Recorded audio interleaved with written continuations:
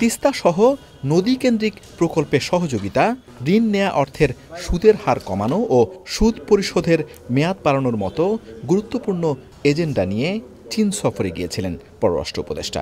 ফিরে এসে জানালেন সফরের প্রাপ্তি অপ্রাপ্তি।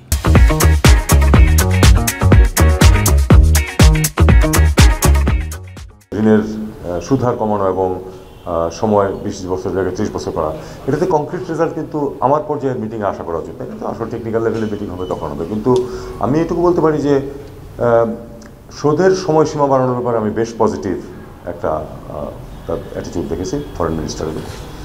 আপনি জানেন যে ফরেন মিনিস্টার কিন্তু শুধু ফরেন মিনিস্টার নন, তিনি নেতৃত্বে অত্যন্ত উচ্চ পর্যায়ে আসেন এক ব্যক্তি।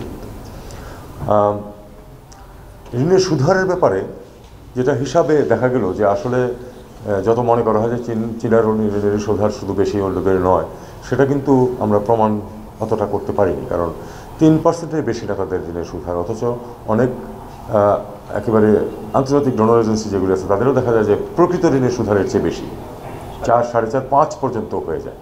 তো যাই হোক, তারপর তারা আশা দিয়েছে যে তারা এটা দেখবে, যদি সম্ভব হয় কমানোর, তারা কিছুটা কমানোর চেষ্টা করবে। এটুকু আশ্বাস আমরা পেয়েছি। যে এমওইউটা ছিল এ ব্যাপারে কিন্তু কোনো দ্বিমত নেই, কিন্তু দুই পক্ষই চেয়েছে, আমাদের মন্ত্রণালয় এবং তারেও, যে আমরা যেহেতু এটা রিনিউ করতে যাচ্ছি, সাথে আরও দুটো পয়েন্ট আমরা অ্যাড করব। তাদের পয়েন্টটা আমাদেরকে দিয়েছে, আমাদের পয়েন্টটা তাদেরকে দেওয়া হয়েছে। একটু সময় লাগবে, তবে এটা হয়ে যাবে। একটা এমওইউ আমরা সই করেছি, সেটা হলো যে ইয়ারলুং সাংপো এবং ব্রহ্মপুত্রের পানির ব্যাপারে যে ফ্লোর ব্যাপারে যে তথ্য, মানে হাইড্রোলজিক্যাল যে তথ্য, সেই তথ্য যেন আমরা আরেকটু সময় মতো পাই পরস্পরের সাথে, এটা নিয়ে একটা এমওইউ সই করেছি। আমরা খুব উদ্বেগ প্রকাশ করেছি এবং আমরা বলেছি আরেকটি কথা, যে আপনারা এটা নিয়ে যে সব স্টাডি করছেন, সেই স্টাডিগুলি আমাদের সাথে শেয়ার করুন। তারা অ্যাসিওর করেছেন যে এখানে কোনো কনজাম্পটিভ ইউটিলাইজেশন অফ ওয়াটার নেই। দ্বিপাক্ষিক এই গুরুত্বপূর্ণ সফরে চীনের সঙ্গে সম্পর্কের সব বিষয়ে আলোচনা হয়েছে উল্লেখ করে পররাষ্ট্র উপদেষ্টা বলেন, উন্নত চিকিৎসা সেবায় কুনমিংকে নিয়ে ভাবছে ঢাকা। চিন্তাভাবনা হচ্ছিল যে চিকিৎসার জন্য বিকল্প জায়গা হিসাবে কুনমিং হতে পারে। আমরা জানি যে ভারতের সাথে চিকিৎসার জন্য যারা যেতেন তাদের একটু ভিসা নিয়ে সমস্যা হচ্ছে কিছুটা, যেহেতু হচ্ছে কাজেই একটা বিকল্প উৎস পেলে সুবিধা হয়, এই হিসাবে কুনমিংকে চিন্তা করেছিলাম আমরা। এবং কুনমিংয়ের যে ডেপুটি গভর্নর উনি এসেছিলেন এবং ওখানে কথাবার্তা হয়েছে, তারা এই ব্যাপারে 2-3টি হসপিটালকে আইডেন্টিফাই করেছে।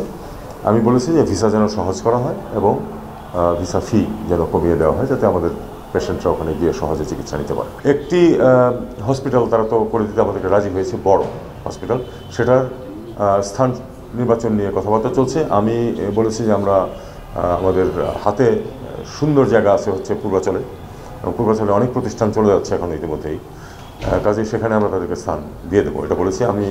এটা খুব শিগগিরই এই পূর্বাচলের মালিক যেই মন্ত্রণালয়, তাদের সাথে যোগাযোগ করবো এবং যত তাড়াতাড়ি সম্ভব এটা আইডেন্টিফাই করে দেওয়ার ব্যবস্থা করবে। তারা কিন্তু একটি বড় হসপিটাল পাবলিক তৈরি করে দিতে রাজি আছে। আমি এছাড়াও আহ্বান জানিয়েছি যে আরেকটি টার্সিয়ারি হসপিটাল, সেটা পাবলিক প্রাইভেট পার্টনারশিপে হতে পারে। সেটা এমনকি যদি তাদের কোনো প্রাইভেট পার্টিও এখানে আসে, যারা প্রাথমিকভাবে বড় একটা হসপিটাল করবে টার্সিয়ারি চিকিৎসার জন্য, সাধারণ চিকিৎসার জন্য না। যুক্তরাষ্ট্রের নতুন সরকার ক্ষমতায় আসার পর অর্থনৈতিক সহযোগিতা কমে যাওয়ার সিদ্ধান্ত প্রত্যাশিতই ছিল বলে মনে করেন তৌহিদ হোসেন। এই ধরনের ফান্ডিং কমবে এটা তো সবাই আশঙ্কা করছে। পান্থ রহমান, চ্যানেল আই, ঢাকা।